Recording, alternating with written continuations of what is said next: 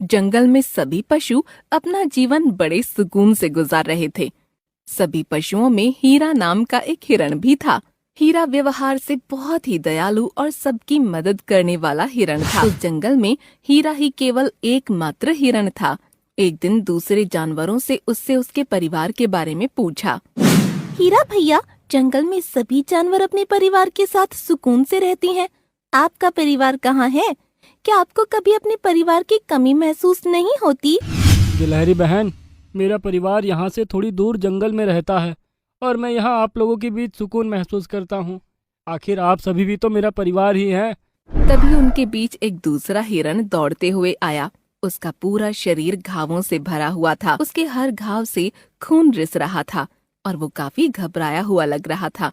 भैया, आप यहाँ कैसे? और आपकी ये दुर्दशा किसने की? और हमारे माता पिता कहाँ हैं? भाई, पास वाले जंगल में एक आदमखोर शेर लौट आया है। उसने वहाँ के सभी जानवरों को मार दिया है। मैं छिपते छिपाते माँ और पिताजी को यहाँ लेकर आ रहा था, पर पता नहीं कैसे उस आदमखोर शेर को ये बात मालूम हो गई और उसने हम पर हमला कर दिया। मैंने पिताजी और माँ को बचाने की पूरी कोशिश की, पर शेर ने अपने नुकीले दांतों से माँ और पिताजी को मार दिया। उन्हें बचाने की कोशिश में मैं भी घायल हो गया। मुझे लगता है अब मैं नहीं बच पाऊंगा। बस मैं तुम्हें यह आगाह करने आया हूँ कि शेर इसी जंगल की ओर आ रहा है। सभी को अपनी सुरक्षा का इंतजाम पहले ही कर लेना चाहिए। ये बोलकर हिरण ने वहीं अपने प्राण त्याग दिए। सभी जानवर हिरण की बातें सुनकर खौफ में आ गए। अपने पूरे परिवार को खो देने के बाद हीरा बिलख बिलख कर रोने लगा। मेरे परिवार को जिस शेर ने खत्म किया है, मैं उससे बदला लेकर रहूंगा। हीरा अपने परिवार का बदला लेने के लिए दूसरे जानवरों के पास सहायता मांगने गया, लेकिन सभी ने उसकी मदद करने से मना कर दिया। नहीं नहीं हिरण भाई, हम शेर से लड़ने की मूर्खता कैसे कर सकते हैं? जंगल के सभी जानवरों ने जंगल से दूर भाग जाने का निर्णय लिया है, और अगर तुम्हें शेर से लड़ने का इतना ही शौक है तो तुम खुद ही शेर के पास क्यों नहीं चले जाते? हम सभी को भागने के लिए थोड़ा और समय मिल जाएगा। किसी भी जानवर ने हीरा की बातें सुनना भी नहीं चाही और सभी धीरे धीरे जंगल छोड़कर जाने लगे। हीरा को मालूम हो गया था कि अब उसे अकेले ही शेर से निपटना होगा। मैं शेर से बल से जीत नहीं सकता, मुझे उसे अपनी बुद्धि से ही हराना होगा। हीरा शेर की तरफ चल पड़ा और कुछ ही दूरी पर उसे शेर एक पेड़ के नीचे आराम करते हुए मिला। वो हीरा की माता पिता के शव के पास बैठ उनकी हड्डियां चबा रहा था। वाह, इस जंगल के जानवर तो बड़े बेवकूफ हैं, खुद ही चलकर मेरे पास आ गए हैं।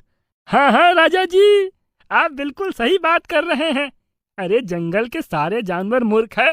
जब इतना ताकतवर शेर यहाँ बैठा है तो हमें किसी और शेर की गुलामी करने की क्या जरूरत है? अगर किसी का भोजन ही बनना पड़े तो मैं चाहूंगा कि मैं किसी ताकतवर शेर का भोजन बनूं। हाँ, क्या कहा तुमने? जिस जंगल में जाने वाला हूँ वहाँ पर पहले से ही एक शेर है। हाँ, बहुत ही ताकतवर और खूंखार, पर मुझे पूरा विश्वास है कि आपके सामने वो कुछ भी नहीं है। मैंने आपके चर्चे जंगल के बहुत से जानवरों से सुने हैं। हाँ, तुम बिल्कुल ठीक कह रहे हो। मैं आज ही चल के उसे खत्म कर दूंगा, जिसके बाद मैं दोनों जंगल का राजा बन जाऊंगा। हिरन भाई, मुझे जल्दी वहाँ ले चलो। और हीरा हिरण उसे रास्ता बताता हुआ ले जाता है।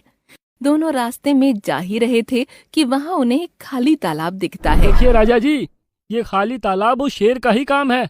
उसे एक बार बड़ी प्यास लगी थी, जिसके बाद उसने एक ही बार में पूरे तालाब का पानी पी लिया था। क्या वो सचमुच इतना बड़ा है? उसने पूरे तालाब का पानी एक ही बार में पी लिया है? हाँ, ये सच है, पर मुझे आप पर पूरा भरोसा है कि आप इससे कहीं ज्यादा पानी पी सकते हैं। शेर को मन ही मन डर लग रहा था। वो जैसे तैसे अपना डर हिरण के सामने छुपा रहा था कि कहीं उसकी बेइज्जती ना हो जाए। और वो दोनों वहाँ से आगे की ओर निकल गए। रास्ते में बहुत सारे जानवरों के कंकाल पड़े थे। उन्हें देखकर हीरा शेर से बोला। देख रहे हैं राजा जी, ये सब उस शेर की एक समय की खुराक है, पर मुझे पूरा विश्वास है कि इतना भोजन तो आपको नाश्ते के लिए ही कम पड़ता होगा। शेर ये बात सुनकर और भी भयभीत हो गया। पर वो हिरन की बातों में हाँ भरे जा रहा था। इसके बाद दोनों आगे की ओर बढ़ने लगे और एक पर्वत के पास पहुंच गए। तभी पर्वतों से बड़े बड़े पत्थर आकर गिरने लगे। राजा जी, वो शेर यहीं इन पर्वत की गुफाओं में रहता है और जब भी अंगड़ाई लेता है पर्वतों से बड़े बड़े पत्थर गिरने लगते हैं। क्या वो सचमुच इतना ताकतवर है?